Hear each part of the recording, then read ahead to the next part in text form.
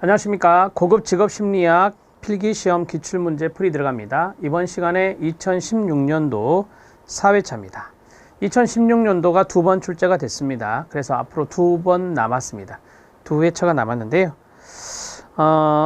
여기에서 좀 여러분들이 어렵다라고 생각하는 문제가 한 4문제 정도, 그리고 이례적으로 중복된 문제가 3문제입니다. 똑같이 나왔던 게 2문제고요. 약간 유사한 형태가 한 문제가 있습니다. 그리고 죄송스럽게도 여기에서 답을 수정해야 될 것이 하나 있습니다.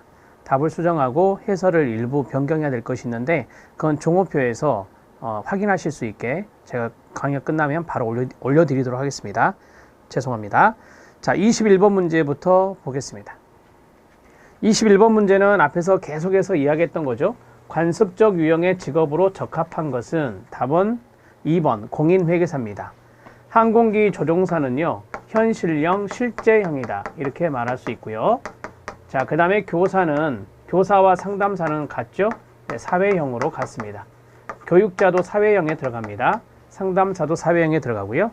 해설은 참고해 주시기 바랍니다. 해설의 대표적인 직업들 쭉 넣어드렸습니다. 답은 2번입니다. 자, 22번 문제 들어가겠습니다. 이거 중복된 문제죠? 중복이라고 써드릴게요. 자, 중복된 문제. 다음 사례와 같은 스트레스 관리법은 뭐냐라고 했습니다. 사례도 똑같습니다. 서비스 조직에서 무례한 고객 때문에 나는 화가 많이 났습니다.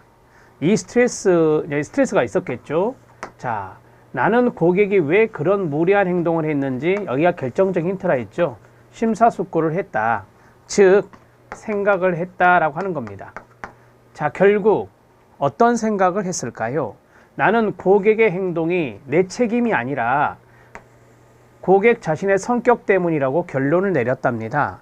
따라서 이러한 생각을 통해서 스트레스를 관리했습니다. 이러한 생각을 통해서 스트레스를 관리했습니다. 생각적인 부분은 인지적인 측면이라고 말씀드렸죠. 그래서 인지 재구성 3번이 답이 되는 겁니다. 이렇게 해서 정리하시면 돼요. 이건 앞에서 많이 설명해 드렸으니까 바로 넘어가도록 하겠습니다. 답은 3번입니다. 자, 23번 문제 들어갑니다. 이것도 중복입니다. 바로 앞에서 풀었던 기억납니다. 타이드만의 진로발달 이론에 대한 설명으로 틀린 것은 입니다. 이분의 이론은 자아정체감 이론이라고 말씀드렸나요? 네. 타자, 이렇게 해부하겠죠? 타자, 이렇게 해부하겠습니다. 자아정체감 이론입니다. 첫 번째 중요한 포인트 자아정체감, 두 번째 중요한 포인트 자기 발달, 자기 개발이라고도 합니다. development, 자기 개발, 앞에서는 자기 개발로 나왔었죠. 자기 발달, 자기 개발에 초점을 둔다. 생애 진로 이론을 지지한다. 에릭슨의 이론이죠. 자아정체감을 강조한 사람이 청소년기의 에릭슨이거든요. 그래서 생애 진로 이론을 지지해서 이분도 바로 탐, 구, 섬, 명 같이 하죠.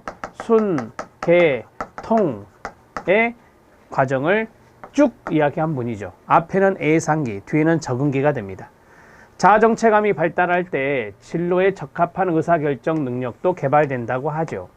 자기 발달, 자기 개발에 역점을 두면서 개인의 전체적인 인지 발달과 의사 결정을 강조했다 했습니다. 지문이 단어만 조금 바꿨습니다. 자, 그 다음에 어떤 직업에 계속된 수용이나 거부 등으로 자신의 의사를 분명히 표현한 것이 직업 선택에서 중요하다. 이것과는 관련성이 없다고 제가 말씀드렸죠.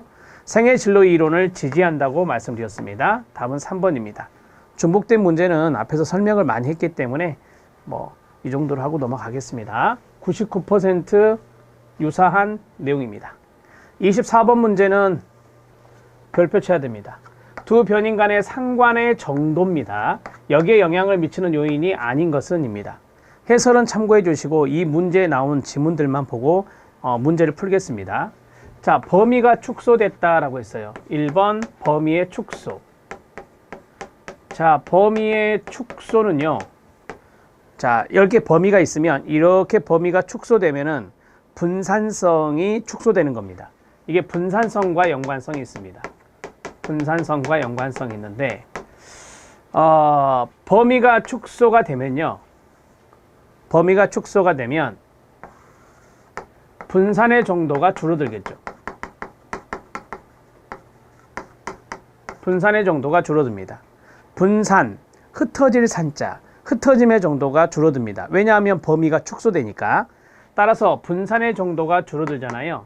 그러면 상관계수, 감마라고 하거든요. 이 상관계수도 줄어들게 됩니다. 대개 우리가 어떤 것이 낮고 어떤 것이 높다, 어떤 것이 높고 어떤 것이 낮다, 그런 것들을 우리가 부적 상관이라고 하고요. 같이 움직일 때, 높을 때 높고 낮을 때 낮으면 이것은 정적 상관이라고 하거든요. 이러한 것들이 일종의 방향적인 측면이에요. 이 방향적인 측면인데 이 분산의 정도, 상관의 정도, 이 두 가지를 보았을 때 분산의 정도가 낮을 때 상관계수가 줄어듭니다. 그래서 이거는 상관의 정도와 연관성이 있어요. 범위의 축소는 상관의 정도와 관련성이 있다. 정도와 관련이 있다. 이렇게 보시면 되는데, 자, 우리가 이제 범위의 축소는 여기 보면 분산의 정도가 줄어들면 상관의 정도가 상관이 거의 없다라고 봐요. 그래서 우리가 이것을 상관계수가 줄어들면 줄어들수록 상관성이 낮다라고 하는 거죠. 상관성이 낮다. 이렇게 해석하는 거예요.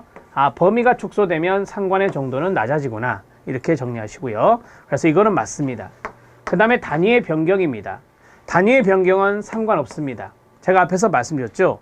플러스 마이너스, 이게 정적 상관, 부적 상관인데 이거는 상관의 방향을 결정하는 거예요. 그래서 단위의 변경은 자, 플러스, 마이너스 이런 단위를 우리가 변경한다 라고 보았을 때 이거는 상관의 정도가 아니라 상관의 방향이다. 이렇게 정리하시면 돼요. 자, 플러스가 정적 상관이고 마이너스가 부적 상관인데, 정적 상관은 증가하면 증가하고 감소하면 감소하는 이런 방향성이라고요. 부적 상관은 증가하면 감소하고 감소하면 증가하는 이렇게 엇박자랄까요? 그러한 방향을 이야기하고 있는 거죠. 이런 것들이 바로 상관의 정도가 아니라 방향이니까 2번 지문은 틀린 거예요. 자, 집단의 구분입니다. 집단의 구분은 이제 집단을 구분하는 거하고 집단을 통합하는 거랑은 또 이제 연관되어서 생각할 수 있는데, 두 번째는 집단의 구분이나 집단의 통합은 상관의 정도에 영향을 끼칠 수 있습니다. 상관 정도에 영향 미친다. 이렇게 보시면 돼요. 자, 예를 들어서 이 집단이 정적 상관의 집단일 수도 있고 부적 상관의 집단일 수도 있거든요. 그래서 정적 상관의 집단을 부적 상관의 집단에 통합하거나 아니면 통합되어 있는 집단을 구분하거나 그러면 상관의 정도가 영향을 받겠죠. 이렇게 정리하시면 돼요. 자, 이 집단은 정적 상관의 집단이거나 또는 부적 상관의 집단이다. 그래서 부적 상관은 뺐습니다. 부적 상관의 집단이다. 이것을 이렇게 구분하거나 아니면 이 두 가지를 통합하거나 할 때 상관의 영향을 받겠죠. 영향을 끼칠 거 아닙니까? 상관의 정도에. 자, 극단값입니다. 극단값은 중간 점수를 제외하는 거죠. 중간 점수를 제외하면 당연히 이 극단값은 상관의 영향을 줍니다. 극단값은 중간 점수가 제외되는 것과 연관성이 있죠. 자, 극단값은 중간 점수에 제외를 하겠는데 이걸 그림으로 좀 설명을 하겠습니다. 간단하게 설명할게요. 이런 그림이 있다라고 가정해 보세요. 그러면 여기에 중간 점수가 있잖아요. 이 중간 점수가 제외된다. 이 돼지꼬리표입니다. 이렇게 제외가 된다. 그럼 남는 것은 바로 여기와 여기가 남겠죠. 우리가 일명 이것을 극단값이라고 말할 수 있어요. 이거는 최하고 이거는 최대가 되잖아요. 그래서 여기 없다면 영향을 받을 수밖에 없잖아요. 그죠? 중간 점수가 없으면 극단값이 적용되기 때문에 상관의 영향을 받을 수 있겠죠. 그래서 극단값도 상관의 정도에 연관이 있다. 관련이 있다 라고 보시면 됩니다. 상관이라는 것을 너무 어렵게 생각하지 마시고요. 서로 관련성을 보는 거예요. 그러니까 3개가 상관된다 그러면 3개의 관련성을 보는 거고 5개가 상관된다 그러면 5개의 상관성을 보는 거다라고 보시면 돼요. 알았죠? 이렇게 정리하시면 되고, 그 다음에 상관이라고 하는 것은 이제 방향적인 측면이 있고 정도적인 측면이 있는데, 뭐 한쪽은 증가하고 한쪽은 감소하면 이건 방향인 거죠. 방향. 이건 방향과 연관성이 있는 거예요. 그래서 플러스 마이너스로 그걸 결정하는 것이거든요. 예를 들어서 마이너스 이게 이제 마이너스 1에서 플러스 1까지 가요. 그래서 마이너스 0.95다. 그러면은 상관이 큰 거예요. 부적 상관이 큰 거죠. 그 다음에 플러스 0.85다. 그러면 1에 가깝잖아요. 그래서 이것은 정적 상관이 높다. 정적 상관이 크다라고 하는 거예요. 그러니까 플러스와 마이너스의 단위 변경은 방향을 나타내는 거지 정도를 나타내는 것은 아니다. 이렇게 생각하시면 돼요. 정도는 수치가 중요한 거예요. 수치가 0에 가깝냐, 1에 가깝냐, 절대값 1에 가깝냐 그걸 보는 거예요. 1에 가까우면 상관 정도가 큰 거고 0에 가까우면 상관이 없는 거고 이렇게 해서 정리를 하시면 됩니다. 답은 2번입니다. 제가 생각할 때 이거 나오면 그대로 나올 것 같아요. 그래서 단위의 변경이라고 하는 것은 상관의 정도 영향을 미치는 요인이 아니다. 이런 식으로 외워놓으시면 될 것 같아요. 단위 변경 하나밖에 없을 것 같아서 요거 하나 그냥 외우셔도 됩니다. 자, 24번 문제 했고요. 25번 문제는 이게 이제 유사 중복이라고 쓸게요. 유사 중복. 그러니까 이런 거죠. 앞에 있는 문제의 지문들을 갖다가 넣었다든지 아니면 이런 거예요. 일부 지문만 살짝 바꾼 그런 패턴. 자, 진로 발달 이론 중에 인지 정보 처리 이론의 주요 전제입니다. 전제. 제가 또 원고 확인해야 되겠네요. 죄송합니다. 자, 25번에 전제로 되어 있습니다. 교재는. 자, 전제에 해당되지 않는 거. 이게 10가지가 있다라고 했었잖아요. 그래서 10가지를 우리가 받고 해설에 또 넣어드렸어요. 해당하지 않는 것은, 자, 진로 선택에서는 개인의 가치 부여가 개입되어서는 안 된다. 이거 처음 나온 지문인 것 같아요. 제 기억에. 그러면은 가치 부여가 개입되죠. 가치 부여가 개입되는 그 근거가 뭔지 아세요? 컷합이 있어요. 이 컷합의 이 V가 뭐냐? value예요. value. 그래서 이게 바로 가치 평가라고 하는 거잖아요. 가치 평가적인 요소가 들어가요. 그러니까 개인의 가치 부여가 개입된다라고 보시면 돼요. 뭐 이 가치는 이 진로 선택에 있어서 이 녀석이 상당히 중요한 요소냐 그런 가치 평가를 하는 거죠. 그래서 가치 평가를 해서 우선순위를 정해서 나중에 이제 execution 뭐하죠? 실행을 하는 거예요. 자, 그 다음에 진로 선택하는 것은 일종의 문제 해결 과정이라고 제가 말씀드렸었고, 그 다음에 고도의 기억력, 인지니까 기억력을 요구하는 과제가 문제 해결이 될 것이고, 그 다음에 지식 구조의 끊임없는 변화를 진로 발달은 포함한다. 이렇게 말씀드렸었잖아요. 그래서 10가지 내용 쭉 봐드린 것도 기억나시죠? 그래서 3가지는 기본 전제 10가지에 포함되어 있는 건데 여기에 1번이 잘못됐어요. 컷사비의 V를 생각하시면 됩니다. 26번 문제 들어갈게요. 이 문제 또 어려워요. 자, 직무수행 평가에서 행동 기준 평정 척도에 관한 설명으로 틀린 것은 이다. 자, 이거는 이제 2가지가 혼합된 거예요. 행동 기준이라고 하는 것이 있고 그 다음에 평정 척도라고 하는 것이 있어요. 그러면 이 행동 기준은 뭐냐? 중대사건법. 이게 이제 중대사건법이 여기에 들어갑니다. 중대사건법 플러스 레이팅 스케일 평정 척도가 되는 거죠. 이 2가지가 혼합된 형태를 우리가 바로 행동 기준 평정 척도라고 해요. 자, 그러면 수행 평가 중에서라고 했잖아요. 그러면 수행은 척도상의 평정이 되겠죠. 그래서 이게 평정 척도예요. 평정 척도고, 그 다음에 척도점들의 행동적 사건들이 제시되어 있다라고 했어요. 이 행동적 사건들이 뭐냐? 행동 기준이죠. 행동 기준. 이것은 중대한 사건에 해당되는 것들이야. 그런 것들을 우리가 이제 그 질문 문항에 넣는 거예요.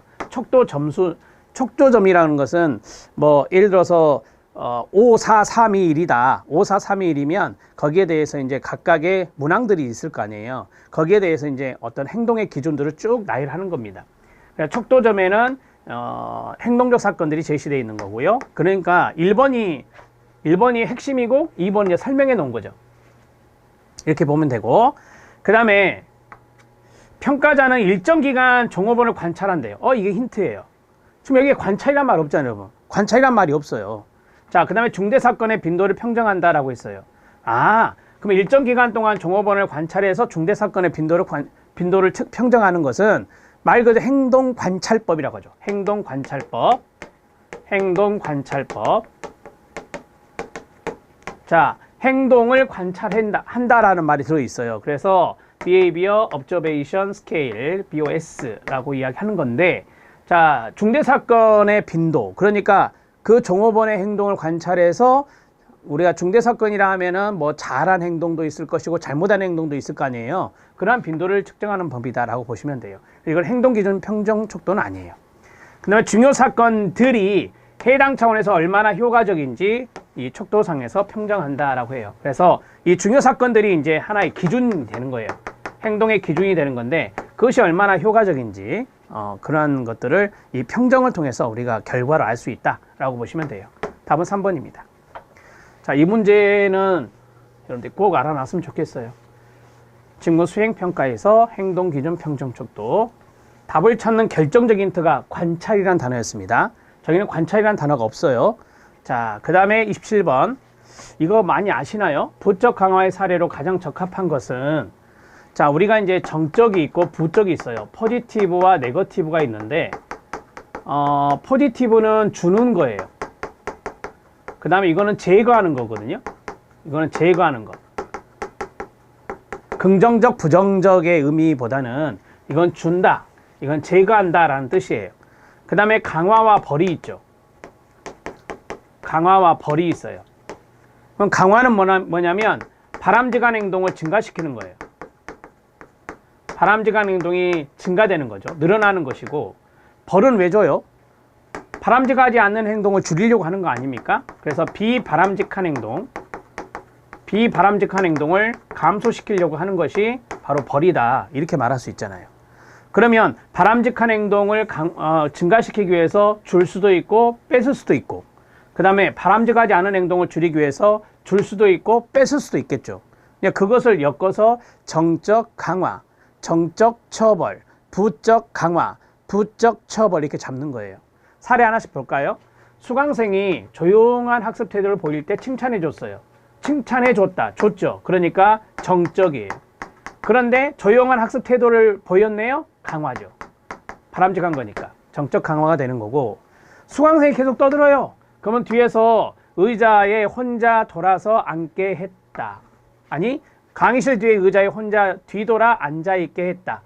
벌이죠. 이게 벌이에요. 그래서 벌을 줬죠. 벌을 준다. 그래서 정적 처벌이 되는 거예요. 정적 처벌이 된다. 이렇게 정리하시면 돼요. 교실에서 조용히 하지 않으면 끊어요. 학생에서 상호받은 스티커를 회수해요. 뺏었죠. 제거했죠. 뺏었어요. 제거했어요. 그런데 바람직하지 못한 행동을 했네요. 조용히 하지 않으면 그랬으니까. 따라서 이것을 줄이려고 스티커를 뺏은 거 아닙니까? 그래서 이것은 뭐예요? 부적 처벌이 되는 거예요. 이런 것들이 좀 어렵다고 하는데 뭐 잘 생각하면 쉬워요. 자, 그럼 답은 4번이 되는 거예요.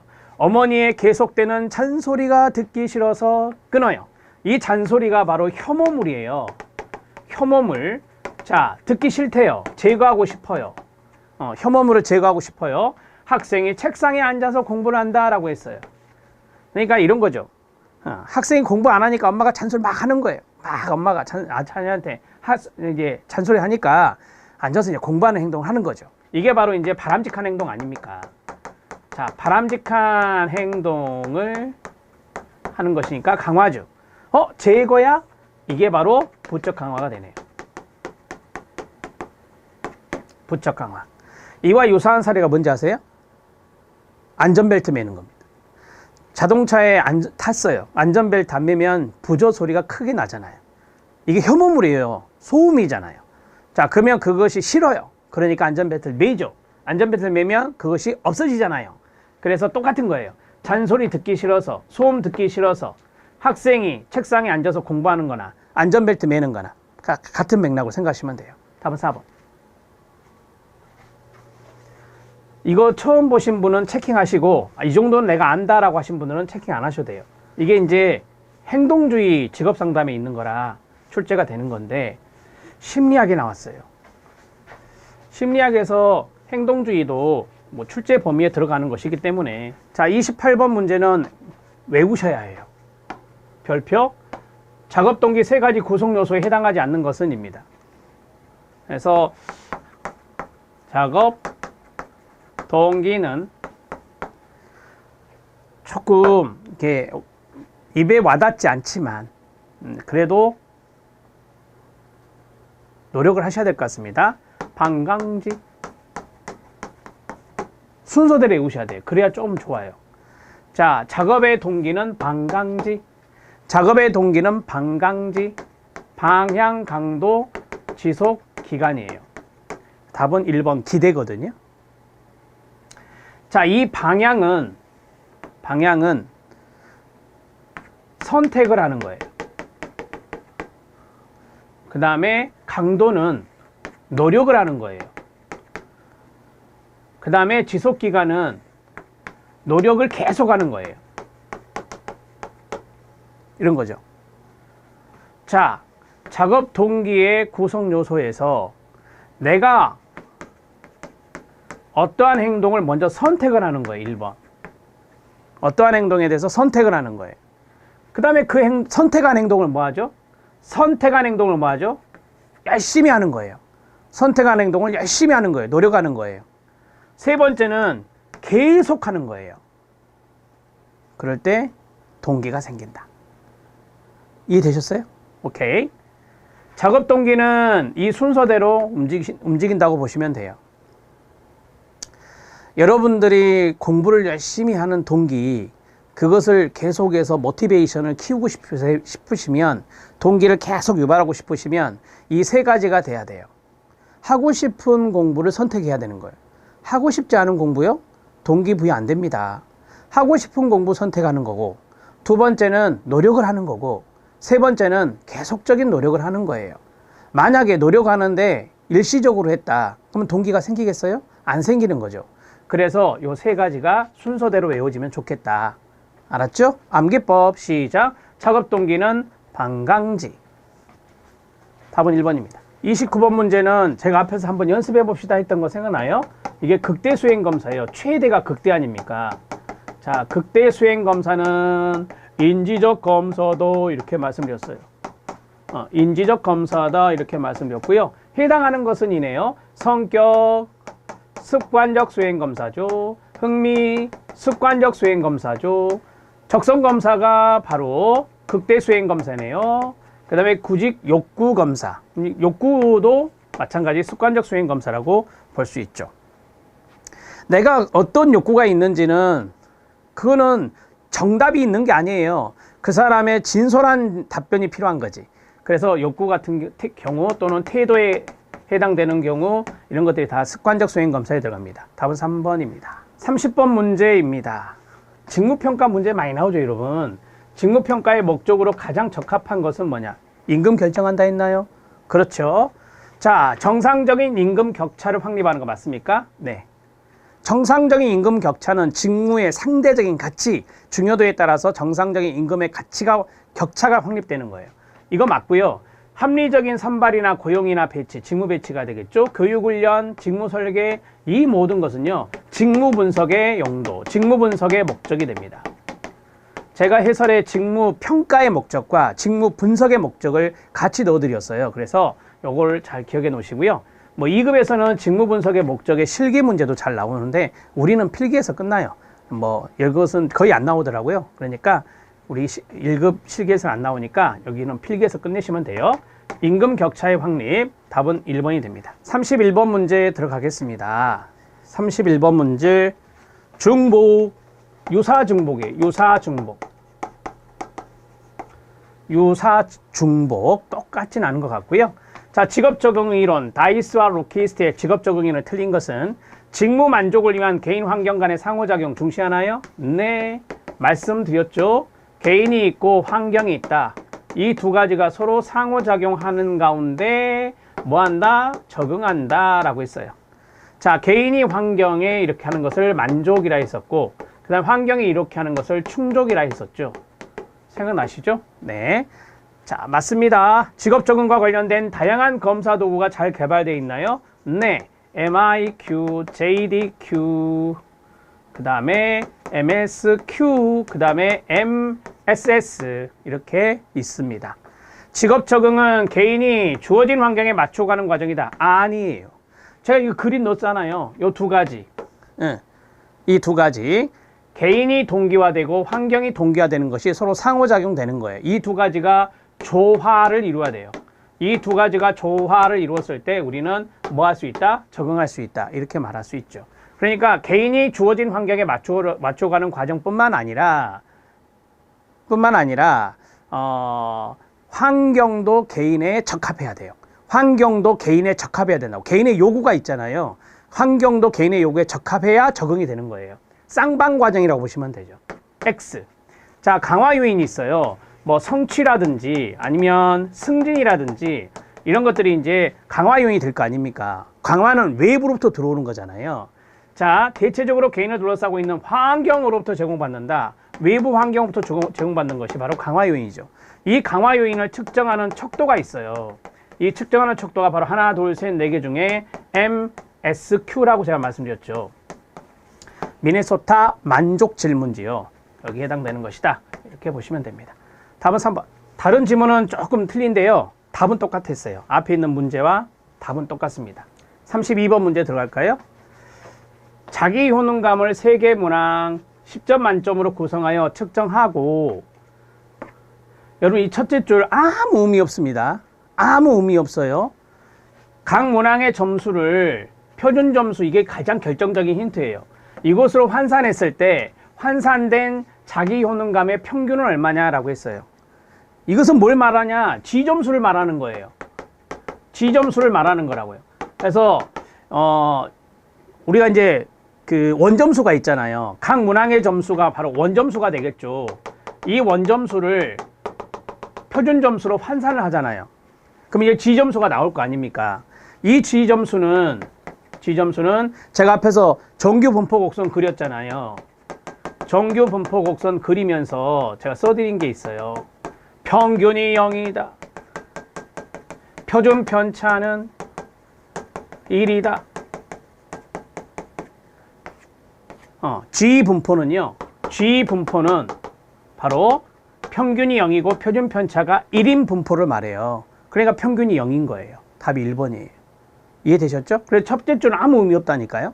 첫째 줄은 아무 의미 없고 요걸 아시면 되는 거예요. 33번 문제. 레빈슨의 경력 개발 이론에 관한 설명으로 틀린 것은? 우리는 레빈슨 문제를 앞에서 풀어봤습니다. 앞의 문제와 약간 달라요. 성인 이전, 성인 초기, 성인 중기, 성인 후기 단계로. 자, 이게 봄, 여름, 가을, 겨울. 그래서 인생 4계절론이라고도 한다. 인생 4계절 이론이라고도 한다. 레빈슨 이론을 맞습니다. 각 단계는 안정기와 변환 시기로 구성되나요? 네, 맞습니다. 제가 전환기라고 했었죠. 전환기. 자, 전환기. 각 단계는 안정 시기와 변환 시기 또는 변화 시기. 안정과 변화, 이 두 가지가 같이 있는 것이 바로 레빈슨의 단계들이다. 요거 가로넣기 나왔던 것 같은데, 안정과 변화 생각나시죠? 네, 기억해 놓으시고요. 자, 여성에 대한 이야기를 했습니다. 여러분들 알다시피 레빈슨이 이야기한 것 중에, 자, 성인 초기, 그럼 여기잖아요. 성인 초기. 이때 가정과 경력 개발 간의 갈등, 그걸 겪게 되는 것이 바로 여성분들이다. 그래서 우리가 일가정 양립의 어려움 많이 들어보셨잖아요. 그러한 것에 갈등을 겪는 분들이 바로 여성분들이고, 성인 초기 때 그런 것들이 나타난다. 성인 초기 때 우리가 이제 직장 생활을 많이 하고 또 부모로서의 역할을 하기 때문에 그런 이야기가 나온 것 같습니다. 자, 그 다음에 이제 성인 경력을 이해하는데 이상한 이야기가 나와요. 친밀, 성인 초기, 생산, 중년기, 자아통합, 노년기. 이걸 말하신 분이 있어요. 성인 초기 때는 친밀이란 과합이 필요해. 중년기 때는 생산성이 필요해. 노년기 때는 자아통합이 필요해. 이게 중요한 주제야 라고 말한 사람은 에릭슨이죠. 에릭슨이에요. 그래서 4번이 답이에요. 이렇게 정리하시면 돼요. 33번에 레빈슨의 이론을 쭉 정리해 드렸거든요. 그 내용 읽어 주셔야 됩니다. 33번의 해설을 잠깐 봐주시죠. 자, 33번의 해설을 보시면 레빈슨의 성인 발달 인생 주기 모형 인생 계절론을 쭉 말씀을 드렸고요. 성인 이전, 성인 초기, 성인 중기, 성인 후기에 대해서 말씀드렸습니다. 성인 초기가 17세에서 45세니까 여성분들 같은 경우는 이때 직장도 잡을 것이고 이제 가정도 일구겠죠. 그런 가운데 이제 갈등이 있다라고 하는 거예요. 제가 이제 보고자 하는 것은 뭐냐면 맨 아래에 보면 여성은 성인 초기에 가정과 경력 개발간의 갈등을 겪음 해서 레빈슨 해갖고 나오잖아요. 자, 그 부분을 좀 보려고 해요. 레빈슨에 따르면 성인 초기는 꿈을 형성해 나가는 시기지만 여성은 독자적인 꿈을 형성하는 데 있어서 어려움을 겪는다고 알려지고 있다. 이 시기는 결혼과 사회생활 속에서 자신의 위치를 결정짓는 직업을 선택해야 되는 시기인데 남성의 경우는 결혼과 직업 선택에 별다른 갈등을 느끼지 않지만 여성들은 결혼과 직업을 양립하는 가운데서 독자적인 꿈을 치르는 데 어려움을 겪는다고 이야기한다. 이와 같이 동일하게 성인 초기 단계에 있다 하더라도 여성의 경우는 가부장제적인 사회 문화 체제 속에서 남성과는 상이한 경험을 하게 된다. 이렇게 이야기하고 있습니다. 자, 넘어가서 되죠. 34번. 이거 별표 치시고요. 형평이론은 아담스의 형평이론이에요. 아담스의 형평이론인데, 자, 불형평을 감소시키는, 그러니까 이게 말이 좀 어렵죠. 불공평이잖아요. 다른 말. 자, 불공평을 감소시키는 인지적 방식이에요. 그게 아닌 것은이에요. 그러니까 이런 거죠. 내가 다른 사람하고 보니까 좀 불공평한 것 같아. 그러면 그거를 이제 감소시키고자 하는 방법이 여러 가지가 있을 거 아닙니까? 이 해설에도 있는데 그 여러 가지 방법 중에 인지적 방식이 아닌 걸 찾아라 이거예요. 첫 번째가 자신의 투입과 성과를 왜곡한다. 두 번째 타인의 투입과 성과를 왜곡한다. 이 왜곡이 힌트예요. 이것을 인지적 왜곡이라 하거든요. 인지적 왜곡. 그러니까 자기가 투입한 투입과 성과가 있는데 그것을 인지적으로 왜곡시켜서 불공평을 감소시키는 전략이 있고 타인의 투입과 성과가 있는데 그것을 인지적으로 왜곡해. 인지적 왜곡은 우리가 이제 인지적 오류라고 하잖아요. 아룬백이 말했던 그런 인지적 왜곡 방식을 통해서 불공평을 감소시키는 전략도 있을 것이고 이게 인지적 왜곡이니까 인지적 방식이라고 말할 수 있어요. 그 다음에 자신의 투입을 변화시킨다라고 했어요. 자신의 투입을 변화시키는 것은 바로 사회적 비교라고 해요. 사회적 비교라고 해요. 사회적 비교. 만약에 어떤 사람이 있다. 이건 대인 간 비교거든요. 자, 대인 간의 비교인데 어떤 사람이 투입과 산출을 비교하니까 다른 사람이 나보다 더 열심히 한 사람이 승진을 했어요. 그건 공평한 거 아닙니까? 그건 불공평한 것이 아니잖아요. 그러면 예를 들어서 나는 진짜 열심히 했는데 다른 사람이 열심히 안 했는데 승진을 했어요. 그건 불공평한 거 아닙니까? 그래서 대인 간의 비교, 사회적 비교를 통해서 불공평을 느꼈어요. 그럼 이제 그걸 감소시키는 방향이 뭘까요? 그럼 나도 뭐 대충 하겠지. 대충 하는 거죠. 나도 투입을 변경하는 거예요. 저 사람이 승진했어. 그럼 나도 저 사람만큼 하는 거잖아요. 나는 투입을 100까지 했었는데 못했다. 그러면 이 사람 투입을 보니까 한 70 정도 한 것 같아요. 그럼 내가 투입을 뭐예요? 변화시키죠. 100에서 70으로. 그래서 자신의 투입을 변화시키는 것은 사회적 비교에 의해서 대인 간 비교에서 이루어지는 거다. 이건 인지적 방식이 아니죠. 이거는 인지적 방식이 아니라 사회적 비교에 의한 방법이다라고 해요. 자, 비교 대상을 변경한다라고 했어요. 이거는 인지적 방식에 들어갈 수 있습니다. 우리가 이런 말 하죠. 생각을 바꾼다. 이런 말을 해요. 비교 대상을 변경시키는 거죠. 비교 대상을 변경시키는 거예요. 여러분 해설을 나오는데 어떤 A라는 사람하고 비교했다면 다른 사람하고 비교를 하는 거예요. 그러한 것들이 비교 대상을 변화시키는 거다라고 보시면 돼요. 우선 답을 해결할게요. 3번이 답이고 여러분 해설에 보면 CF 처리된 거 있어요. 비교 대상의 변화. 비교 대상이 되는 인물이나 집단과 같은 중거 대상을 자신과 비슷한 수준의 대상으로 변경을 한다. 그래서 공정성 지각을 회복하려고 한다. 이 공정성 지각이라고 하는 것이 힌트가 되는 거예요. 공정성 지각이 바로 사고, 인지거든요. 그래서 그러한 것을 회복시키려고 하는 것입니다. 중거 대상이 동료라면 그 중거 대상의 투입과 산출의 변화가 용이할 수 있고 중거 대상에게 보다 많은 책임을 요구하거나 그 다음에 작업의 지연을 요구할 수도 있고 또한 유리한 비교를 할 수 있는 사람을 선택을 한다. 자기의 어떤 전문 지식 수준을 어느 석학의 그것과 비교한다든지 동료 전문가들의 그것과 비교함으로써 이 불공정을 줄일 수 있다라고 하는 거죠. 그래서 비교 대상이 비단 사람만이 아니라 거기 나오는 여러 가지 것들이 있어요. 뭐 거기 보면 집단도 있을 수 있고요. 사람뿐만 아니라 집단도 있을 수 있고 그 다음에 이제 어떤 동료가 있으면 그 동료에 대해서 비교 대상이 있을 거 아니에요. 그러니까 업무라고 할까요? 업무적인 부분, 그런 부분에 대해서 비교 대상을 바꾸는 거죠. 자, 그렇게 해서 우리가 이제 불공정성을 줄이는 그러한 어떤 공평성의 지각으로 회복시키는 거예요. 그게 바로 이제 마지막에 있는 비교 대상을 변경한다라고 하는 거거든요. 비교 대상을 변경하는 것도 인지적 방법 중에 하나다. 이렇게 하시면 되고, 그 다음에 제가 심화학습에 넣어드린 게 있어요. 불공정의 해결 방법이라고 해서 나와요. 불공정의 해결 방법은 환경을 변화시킨다든지 아니면 비교 대상을 변화시킨다든지 그 다음에 투입을 변화시킨다든지 투입을 변화시키는 게 이거죠. 3번 투입을 변화시킨다든지 그 다음에 산출을 변화시킨다든지 태도를 변화시킨다든지 이런 것들이 있다. 자, 거기에서 투입의 변화를 잠깐 볼게요. 투입의 변화, 여기 답이 3번이었는데 투입의 변화, 직무에 투여되는 시간과 노력 또는 다른 형태의 투입인 신뢰성, 협동, 창의성, 책임의 수용을 회피한다라고 했어요. 회피라는 것이 뭐냐? 아까 제가 10에서 7로 줄인다고 그랬잖아요. 그런 것들이 여기에 들어갈 수 있습니다. 또한 작업의 질을 증가시키거나 감소시키는 방법을 통해서 개인이 투입을 증대 또는 감소시킴으로써 불평등, 불공평을 해결할 수 있습니다. 과소 보상될 시에는 직무 노력을 감소시키면 되죠.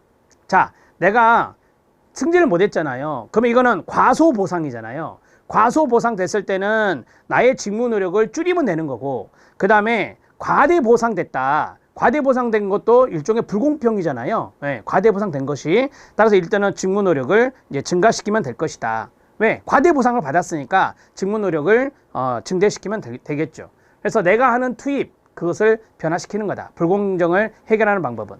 이것은 사회적인 비교를 통해서 하는 것이다. 인지적인 방식이 아니라 답이 3번이 됩니다. 자, 35번 문제 들어갈게요. 이거는 어렵질 않아요. 수퍼의 진로 발달 단계에 성, 탐, 화, 유 이렇게 나왔네요. 자, 성장기가 어떻게 환, 흥, 능, 환상기, 흥미기, 능력기 이렇게 외운다겠죠? 환흥능. 여기는 잠, 전, 시, 잠전기, 전환기, 시행기, 잠전시. 그 다음에 확립은 수, 안, 수정기, 안정기 이렇게 간다 했었죠. 유지기는 그대로고요. 자, 욕구가 지배적이다. 힌트 나왔고, 자신의 역할 수행을 중시한다. 개인 취향에 따라서 목표를 선정한다. 취향 힌트 나왔고, 흥미와 욕구보다는 능력을 중시한다. 나왔어요. 이게 뭔지 아세요? 이게 환상기예요. 욕구 중시. 여기가 취향, 그 뭐죠? 흥미예요. 이건 뭐예요? 능력이에요. 그래서 환흥능, 답은 1번 성장기가 되는 거예요. 이렇게 잡으시면 돼요. 전체적인 거 성장기부터 쇠퇴기까지 쭉 해설에 넣어드렸으니까 잘 읽어주시기 바랍니다. 이건 뭐 여러 번 넣어드린 거니까. 자, 36번 문제 들어갈까요? 이 문제 제가 이제 죄송합니다 라고 말했던 게 이거요. 답을 수정하겠습니다, 여러분. 야호다가 제시한 고용이 초래하는 중요한 잠재적 결과라고 했는데요. 자, 이게 이제 앞에서 말씀드렸던 노동의 기능이에요. 노동의 기능인데 어떤 교재를 보면 6가지를 말하고 어떤 교재를 보면 5가지를 말하고 있는데 뭐 여기서는 5가지로 제가 제시를 할게요. 5가지로 제시를 할게요. 자, 첫 번째 하루 일과의 규칙적인 시간 부여라고 했어요. 자, 이게 이제 일과라는 단어도 있고 규칙이라는 단어도 있어요. 그래서 규칙적인 시간 구조, 규칙적인 시간 구조와 그 다음에 규칙적인 일상. 앞에서 제가 이걸 따로따로 나눠서 6가지로 이야기를 했었잖아요. 근데 이걸 하나로 묶었어요, 제가. 자, 이게 보면 하루 일과라고 했으니까 일상이고요. 하루 일과에 대한 규칙적인 시간 부여 이렇게 해서 정리하시면 돼요. 자, 그 다음에 개인의 생활에 목표, 목적 부여라고 했는데 이게 약간 애매해요, 여러분. 이게 이제 그 목표, 목적은요, 쉽게 말하면 공동체의 목적이거든요. 근데 그 공동체가 바로 조직이라고 그랬잖아요. 일을 하니까. 그 조직에 대해서 내가 일을 할 때 거기에서 이제 개인적인 생활이 있을 거 아니에요. 여기서 생활은 조직 생활이에요. 그래서 개인의 생활에 목표나 목적이 부여된다. 이게 공동체의 목적, 그 다음에 목표거든요. 그래서 이 공동체 생활, 공동체 조직 생활을 하면서 여기에 이제 개인적인 생활이 있을 거 아니에요. 공동체 생활이 있을 거다. 그래서 이렇게 해서 정리하시면 될 것 같아요. 그래서 원래는 공동체의 목적과 목표 부여예요. 근데 개인의 생활의 목표 및 목적 부여가 조금 이렇게 달리 생각하면 여기와 결부되어서 옳다라고 생각하시면 될 것 같고요. 자, 개인의 지위는 사회적 지위가 되는 거예요. 개인의 지위는 사회적 지위가 되는 거고, 그 다음에 개인의 지위 정체감 획득 맞죠? 이해되셨죠? 네. 그 다음에 여가 시간의 활용. 답을 이걸로 처리할게요. 4번으로. 지금 4번으로 돼 있죠. 이건 바꿔있는데 여러분 교재에는 아마 답이 2번으로 돼 있을 거예요. 해설도 2번으로 맞춰져 있는데 이건 4번으로 답을 처리하십시오. 가답안 나왔을 때 4번으로 답이 처리되어 있거든요. 그래서 여가 시간의 활용으로 답을 처리하겠습니다. 자, 해설은 제가 다시 수정해서 넣어 드릴게요. 자, 그리고 한 가지 지금 보면 노동의 기능이 나왔었잖아요. 여기에 보면 1번, 그 다음에 여기에 보면 2번, 그 다음에 여기에 보면 3번 이렇게 돼 있어요. 그 다음에 여러분 교재에 보시면 사회적 접촉이란 게 있거든요. 자, 써드릴게요. 사회적 접촉. 사회적 접촉의 기회가 제공되죠.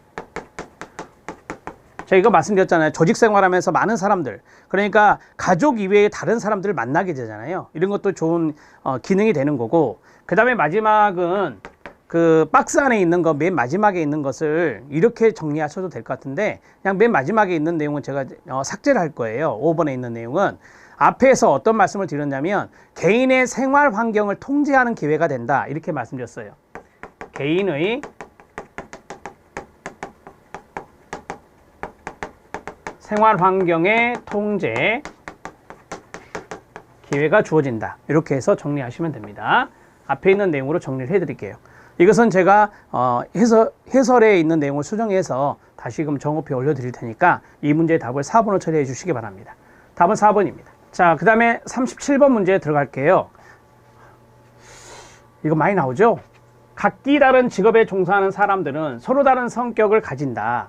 이 성격의 차이는 가로, 어린 시절 부모와의 심리적인 관계에서 기인한다. 누구죠? 로.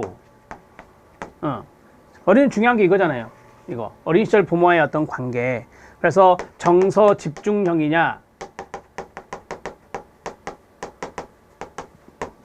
수용형이냐, 회피형이냐, 요 세 가지가 있다라고 했었잖아요. 크게 이 세 가지가 있다. 그래서 여기에 대해서 이야기했던 사람은 로우의 욕구 이론이죠.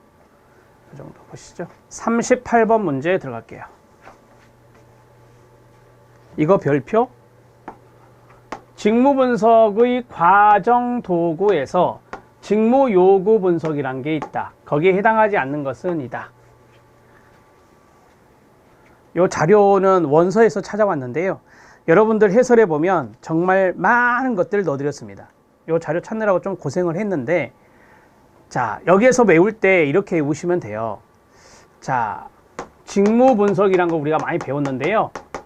직무 분석에서 과정 도구가 있다. 과정 도구가 있다. 거기에 세 가지의 분석이 있거든요. 첫 번째 분석이 뭐냐면 작업 체계 분석이에요. 두 번째가 뭐냐면 과제 분석이에요. 세 번째가 바로 이거예요. 직무 요구 분석이에요. 이거거든요. 자, 그래서 과정 도구에 해당되는 거 세 가지. 크게 작업 체계 분석, 과제 분석, 직무 분석이에요. 직무 요구 분석이에요. 자, 여기 보면 3번에 작업 대상이 나와요. 이 작업 체계 분석에 작업 대상이 있어요. 거기 보면 작업 대상이 있고요. 그 다음에 장비가 있고요. 그 다음에 환경이 있거든요. 그래서 작업 대상, 그 다음에 장비, 그 다음에 환경, 요 정도만 알면 돼요. 요 정도만 알면 돼요. 더 이상 들어가지 마시고. 자, 과제 분석은 말 그대로 과제를 분석한다라고 보시면 돼요. 그래서 밑에 보면 과제가 쭉 나와요. 자, 그 다음에 직무 요구 분석이 있어요. 이게 바로 그 문제잖아요. 직무 요구 분석은 여기 딱 세 가지거든요. 지각에 대한 요구. 아예 여기는 요구가 딱 들어가 있어요. 그러니까 이건 맞겠구나 이거죠. 지각에 대한 요구. 자, 지각이라고 하는 것은 시각, 청각, 촉각 이런 것들이 들어가겠죠. 거기 나오잖아요. 지각 모형이라고 하는 것이 나와요. 그러한 것들이 어떤 것들이 요구되는지 그런 부분도 필요하고요. 그 다음에 뭐 이런 것도 있을 수 있잖아요, 여러분. 우리가 경찰에서 112 신고센터 받을 때 그 센터장이 있어요. 그 센터장 같은 경우는 최근에 뭐 드라마도 나오잖아요. 그래서 그러한 사람들은 판단력도 중요하지만 청력이 상당히 중요하잖아요. 왜냐하면 유선으로 신고를 받는 것이기 때문에 청력도 상당히 중요하거든요. 그런 직업은 청각적인 부분들이 상당히 요구되는 거구나, 이렇게 생각하시면 될 것 같고요. 그 다음에 결정의 차원, 그 다음 세 번째가 반응 활동의 요구. 자, 여기도 요구란 단어가 들어가 있어요. 이런 것들이 우리가 딱 눈치채면서 여기 요구가 있으니까 두 가지는 커트 시킬 수 있는 거죠. 두 가지는 커트를 시킬 수 있어요. 그래서 작업 대상과 장비와 환경이 작업 체계 분석이다. 과제는 과제 분석이다. 직무 요구 분석은 지각에 대한 요구, 결정의 차원, 그 다음에 반응 활동 요구. 이런 것들이다. 이렇게 보시면 돼요. 요것만 아시면 돼. 요것만. 자, 답은 3번. 자, 39번 문제 들어갑니다. 39번 문제 이거 체킹해 주시고요. 이거 중복된 것 같아요. 예전에 나왔던 걸로 기억하거든요. 중복이라고 써주시고요. 다음의 논리에 의해서 문제 상황을 제시하고 여러 해결책의 실현 가능성이나 적용 가능성을 평정하도록 하는 검사는 뭐냐라고 했어요. 문제 상황을 제시하고 상황 제시. 그 다음에 해결책의 실현 가능성, 적용 가능성. 해결 방안. 포인트가 이거예요. 포인트가 이거예요. 어떤 상황을 주고 거기에 대한 해결 방안은 무엇인지 이거를 알아보는 검사가 있을 수 있겠죠. 이게 힌트라고요. 답은요, 상황 판단 검사. 오케이. 여러분들이 면접을 볼 때가 있잖아요. 어떤 직장에 들어갔을 때. 자, 면접을 볼 때 상황 질문을 하잖아요. 이런 상황입니다. 고객이 왔는데 이럴 경우에는 어떻게 하는 것이 좋죠? 어떻게 하시겠어요? 라고 하는 거죠. 이런 것들이 이제 어떤 상황에 대한 해결 방안을 구술 시험으로 알아보는 거죠. 이거는 이제 검사로 알아보는 것이고, 실제 작업 상황에서의 문제들은 하나의 정답을 갖지 않는다. 여러 대안 중에서 오직 하나만의 정답이 존재하는 게 아니라 어떤 답은 다른 답보다 단지 실현 가능성이나 적절성이 더할 뿐이다 라고 하는 거죠. 이런 거죠. A가 말한 것과 B가 말한 것이 있는데 A가 말한 것보다 B가 말한 게 더 적절한 것 같아요. 더 적합한 것 같고 실현 가능성이 있는 것 같고, 거기 나온 대로 그런 것들을 우리가 알 수 있을 뿐이다 라고 하는 거죠. 그게 바로 상황 판단 검사에서 알 수 있는 거죠. 답은 2번이에요. 여러분 해설해 보면 제가 상황 판단 검사 문항 예시 3가지를 넣어드렸어요. 한번 들어보세요. 팀장으로부터 업무를 지시받았다. 그런데 본부장이 새로운 지시를 하달하 했을 경우 어떻게 하겠는가 라고 했어요. 그러니까 팀장이 아래죠. 본부장이 위고. 그 다음에 나는 조용한 환경에서 일을 해야 효율이 높다. 하지만 동료 직원은 산만한 환경에서 업무를 처리한다. 당신은 어떻게 하겠느냐. 세 번째, 회사에서 중요한 기획 PT를 맡게 되었는데 PT 발표 날과 아들의 초등학교 입학식이 겹쳤다. 당신은 어떻게 하겠는가. 이게 다 상황이잖아요. 이런 상황을 어떻게 할 것인가, 그런 것에 대해서 그 사람의 내담자를 할게요. 그 내담자의 판단을 보는 거죠. 답은 2번입니다. 자, 40번 문제 들어가겠습니다. 직무, 스트레스, 대처, 전략 생각나세요? 문제 중심 대처와 문제 중심 대처는 적극적인 대처라고 했었고, 이거 똑같은 문제는 아닌 걸로 기억하고요. 그 다음에 정서 중심 대처가 있다. 정서 중심 대처는 소극적인 대처다. 이렇게 정리할 수 있어요.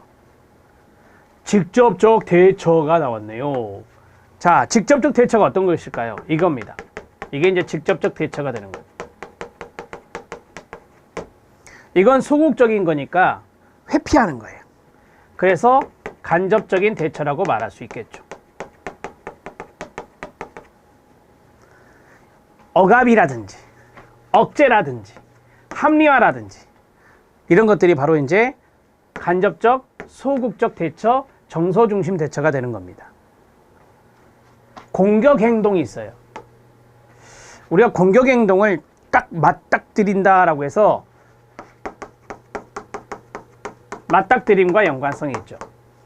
어떤 대처가 있을 때 거기에 대해서 공격적인 행동을 하는 거예요. 그것을 저항이라 하죠. 저항적인 행동을 보이는 거죠. 그게 바로 적극적 대처가 됩니다. 스트레스 대처 전략 중에, 직무 스트레스 대처 전략 중에 그것에 대해서 스트레스에 대해서 강하게 행동적인 측면으로, 행동적인 방법으로 대처하는 것이죠. 그게 바로 직접적 대처다. 이렇게 보시면 돼요. 답은 3번. 이렇게 정리하시죠. 자, 여기까지 됐고요. 여러분들 실력 따지게 보면 스트레스 대처 관리 적어드렸는데 이 내용은 앞에 우리가 스트레스 관리법, 대처 전략에 대해서 쭉 말씀드린 것들과 관련성이 있습니다. 이렇게 정리하시고 답은 3번입니다. 자, 지금까지 2016년도에 4회차 문제 풀었습니다. 2016년도 이제 한 회차 남았습니다. 그 문제까지 마지막까지 유종의 미를 잘 거둬주시기 바라고 최선을 다하십시오. 수고하셨습니다.